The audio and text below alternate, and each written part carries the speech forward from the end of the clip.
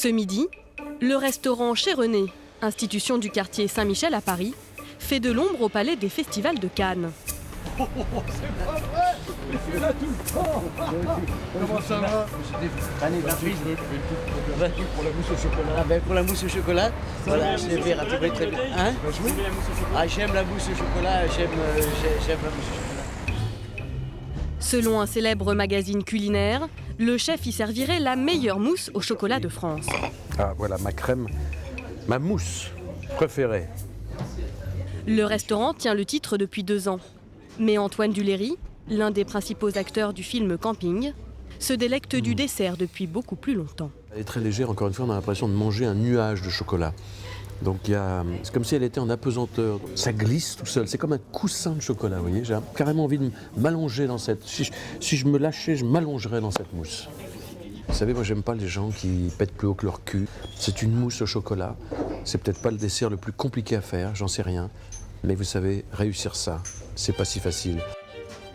Ils sont pourtant nombreux à s'y essayer.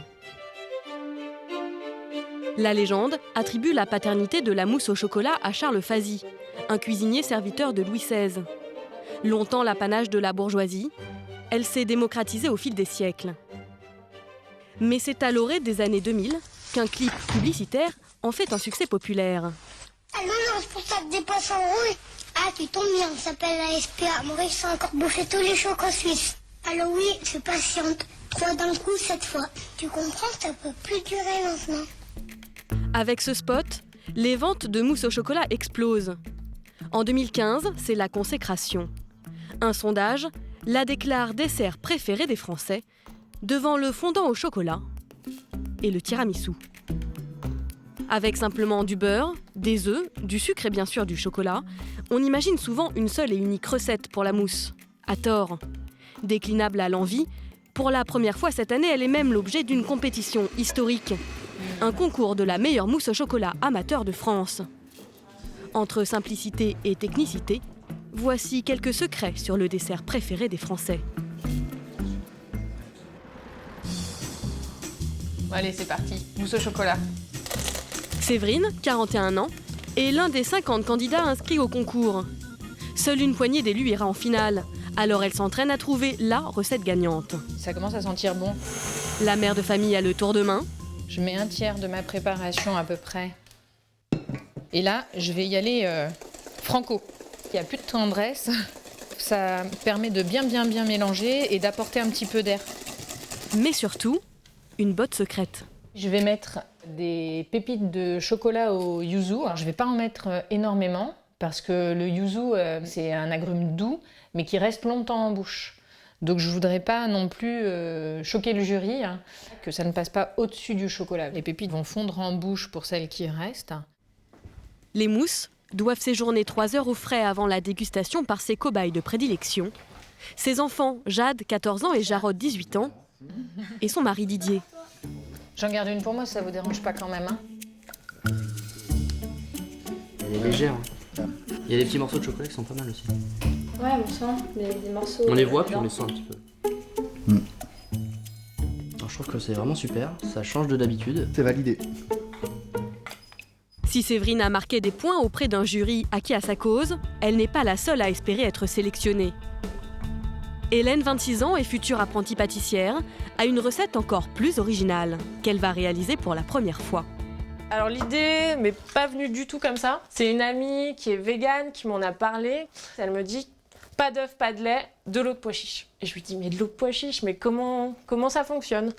Et elle me dit tu prends une conserve, tu enlèves tous les pois chiches, tu prends que l'eau et en fait tu les bats en neige. La matière première est loin de convaincre Hélène.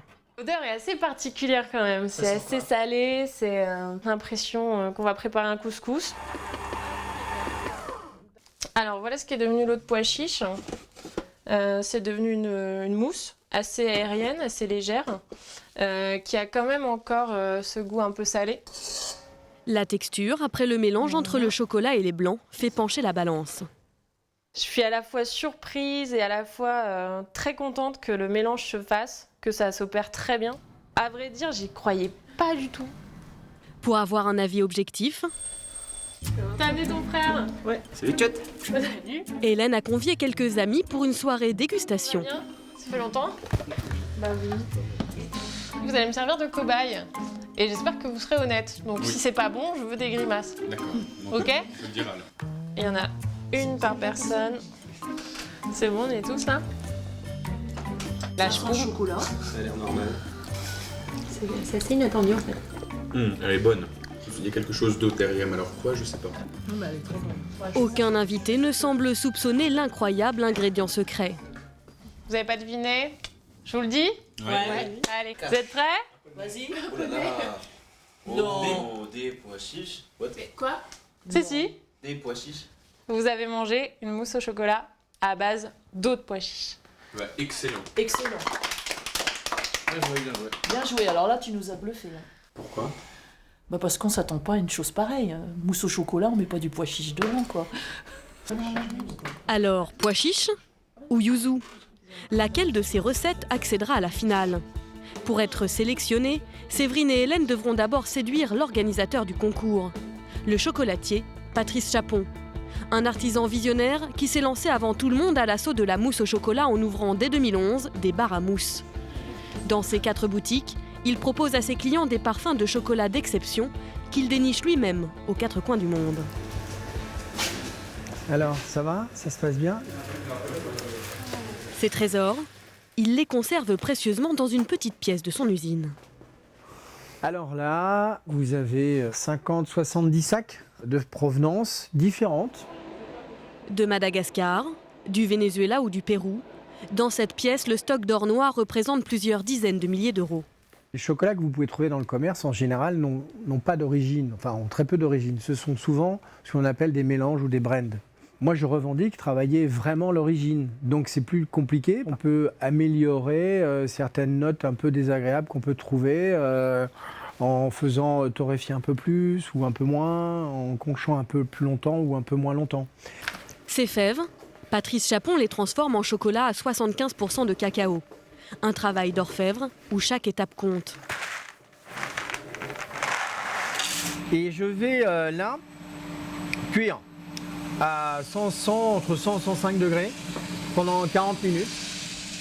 Ben là, on est sur des notes de noisettes un peu acidulées. Une fois les fèves grillées, vient l'étape ultime.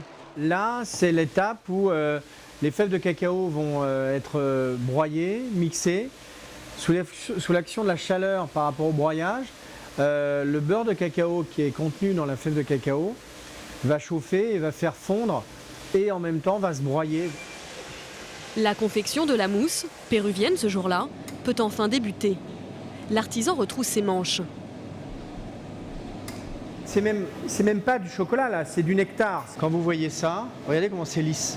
On pourrait même faire des dessins.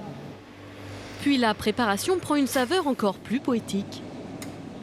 Je mélange pas vraiment, j'ai l'impression de brasser du vent. Les mousses péruviennes vont passer une nuit à 0 degré. Dès le lendemain, elles sont mises en vente dans le principal bar à mousse du chocolatier. Vous voulez goûter, madame? Bah oui. Ben oui. J'ai eu succès avec les femmes, pas pour ce qu'on croit, mais avec mes chocolats. Comptez 5,95 € le cornet et 15 € le pot. C'est 4 fois plus cher que le prix moyen d'une mousse dans le commerce. Vous voulez pas voyager un peu au Pérou? Alors pour attirer le chaland, Patrice n'hésite pas à faire mousser son savoir. C'est assez fruité, c'est assez... On a des notes tourbées, c'est-à-dire qu'en fait on a des petites notes, on pourrait dire de feuilles mortes, de lichen, des choses un peu de souches d'arbres, voilà. Alors ces arômes compliqués seraient-ils la clé du succès? À la mairie du 7e arrondissement de Paris, une réponse s'esquisse. D'ordinaire, dans cette salle au décor clinquant, la maîtresse des lieux Rachida Dati préside le conseil municipal. Pourtant ce jour-là, pas d'élu à l'horizon. Mais les finalistes du premier concours de mousse au chocolat amateur de France, organisé par Patrice Chapon. Sur les 50 candidats, seuls 6 sont en finale. Entre les pois chiches d'Hélène et le yuzu de Séverine, c'est le yuzu qui a fait mouche. C'est un moment de stress supplémentaire. Je vois le jury qui passe autour, qui regarde, qui scrute. À la tête de ce jury, le pâtissier Gilles Marchal. Pour moi, une mousse chocolat doit rester une simple mousse chocolat. Il faut que le goût chocolat soit présent en premier. Une petite originalité de créativité, on a vu du yuzu, on a vu du poivre. Donc ça me paraissait intéressant à condition que l'équilibre final soit vraiment parfait. Il ne faut pas que le chocolat de la ganache soit trop chaud pour faire retomber mes blancs en neige. Entre les originaux et les classiques, la concurrence est féroce. Ma botte secrète, c'est de faire comme je la fais à la maison. Une mousse au copeaux de chocolat, une autre ornée de morceaux de nougatine, ou encore une mousse infusée au thé. Il est temps pour le jury de délibérer.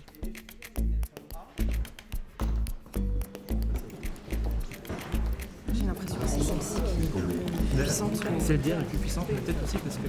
Déjà, vient le tour de la mousse de Séverine.